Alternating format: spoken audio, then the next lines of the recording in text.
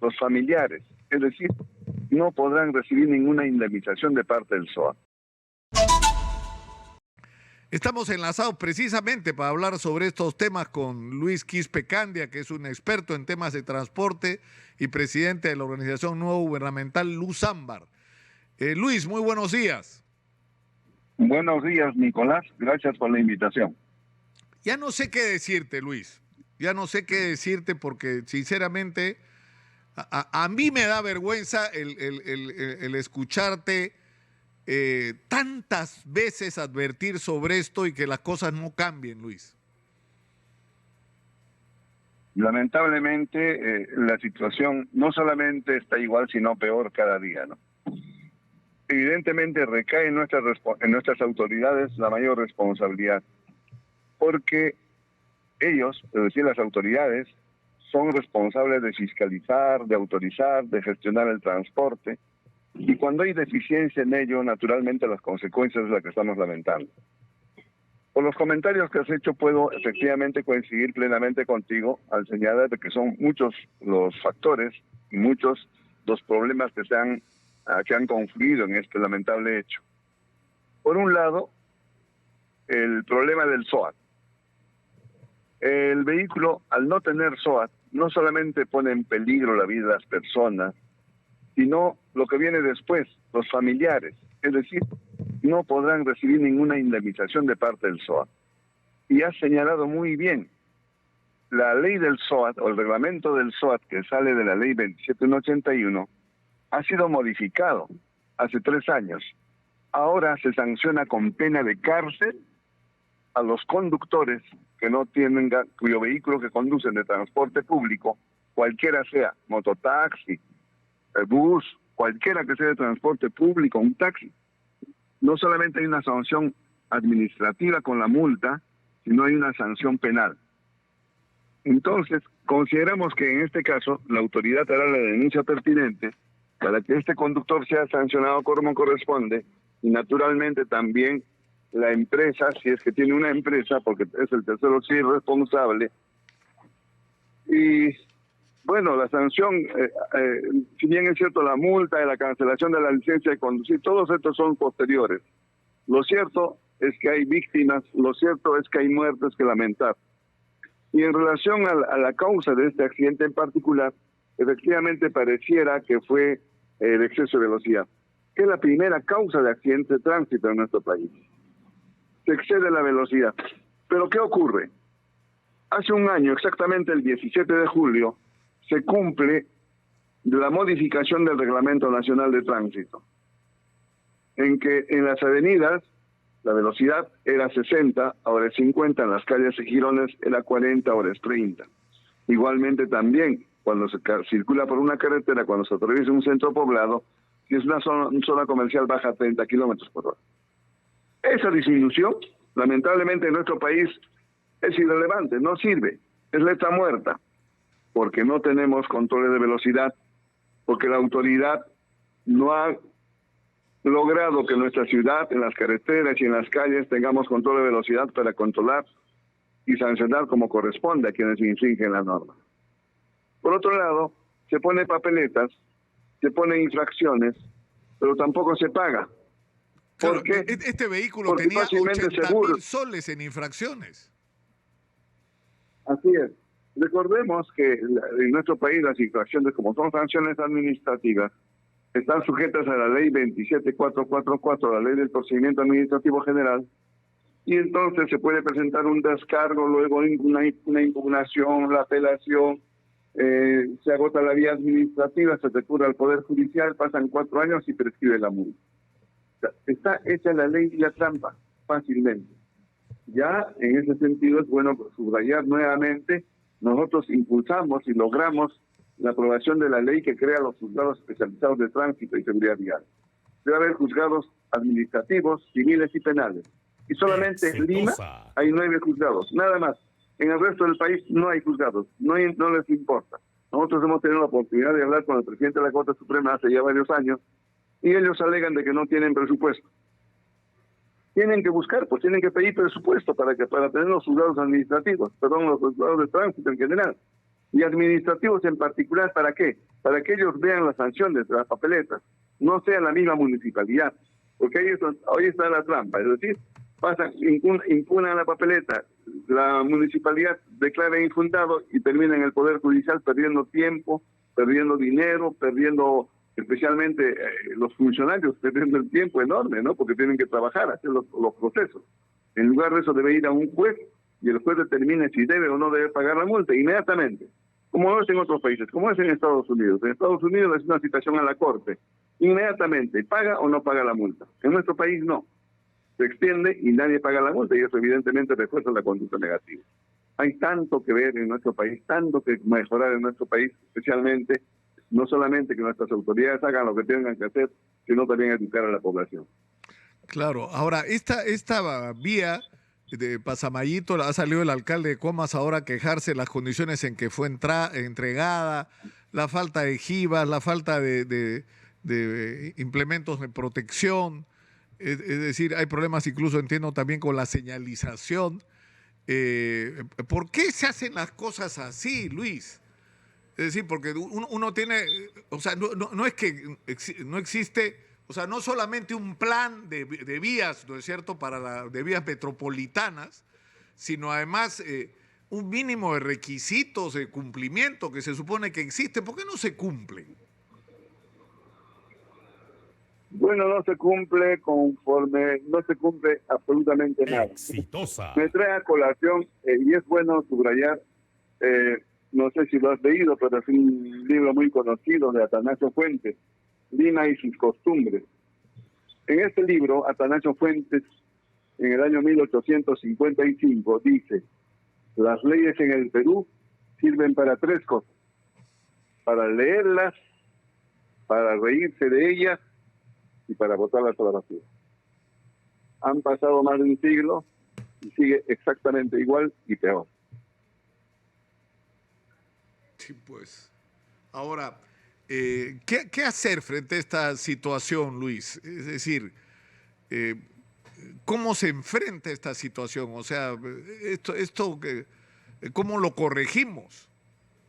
Porque si te das cuenta es una cadena, ¿no es cierto? Una obra entregada, una cadena de responsabilidades, además no tienen los mecanismos de protección, no hay mecanismos de vigilancia. Tú mismo dices, se establecen límites de velocidad, pero no hay cómo controlarlos porque no hay equipos electrónicos para hacer el seguimiento si los conductores están, ¿no es cierto?, cumpliendo. Hay un problema también con la revisión técnica. Ese vehículo, yo no sé cómo pasó la revisión técnica. O sea, ese vehículo se quedó sin frenos. Es el testimonio de los pasajeros. Es lo que he referido. Lamentablemente, igualmente las revisiones técnicas, ¿no? Comenzó mal las revisiones técnicas. Las revisiones técnicas, de acuerdo a la ley 27181, debió ser entregadas mediante licitación en un solo acto, así señalada. Estaba ya publicado el manual de interpretación de defectos y estando todo listo, el ministro Iriarte, hay que decirlo su nombre, de Transportes, autorizó a la Municipalidad de Lima para que citara las licitaciones y ganó el líder con el Ibersur por encima de la ley.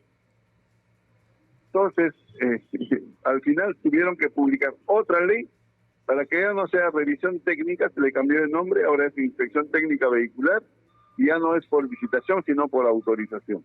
Por eso hay autorizaciones de los centros de inspección técnica vehicular que el Ministerio de Transportes los da, y bueno, que hay que supervisarlos permanentemente y cierran. ¿Cuántas veces hay mafias que llevan solamente la lista de los vehículos a las revisiones técnicas y les entregan su certificado? Ojalá que esta situación esté siendo mejor controlada por la SUTRAN, porque la autoridad competente para fiscalizar estas actividades es la SUTRAN. Pero evidentemente se ve claramente, si están circulando vehículos en ese estado, es porque no han pasado la inspección técnica vehicular. Ahora, una pregunta aparte para terminar, Luis. El alcalde de Lima ha anunciado una vez más la terminación del contrato de Rutas de Lima por ser lesivo y vulnerar derechos y por caducidad, es el argumento que se ha usado. Es decir, se declara caduco el contrato, que ya no se aplica y habrá una resolución digamos, por la vía arbitral de las disputas sobre montos pendientes. Ahora, yo tengo dos interrogantes sobre eso. ¿Por qué Rafael López Aliaga solo se ocupa de rutas de Lima y no de línea amarilla? No es uno, son dos contratos de peajes lesivos. Y fueron dos gestiones municipales las que estuvieron involucradas en este perjuicio a la ciudad. Bueno, ese tema es un tema muy interesante que discutir y últimamente sale a la luz otra vez. Y lo curioso es que también efectivamente los alcaldes de Lima últimamente han tomado como un bastión, como una palestra política, el decir que van a anular el contrato con las empresas concesionadas. Naturalmente, yo no voy a hablar a favor de las empresas, de ninguna de las empresas, no tengo por qué hacerlo. Pero sí creo que es bueno poner en claro las cosas. No es la Constitución, no son los contratos ley los que son lesivos al país, son los funcionarios.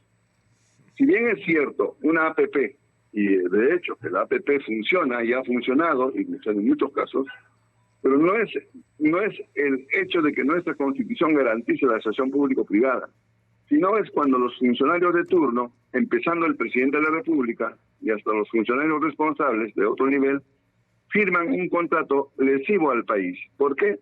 Por la coima.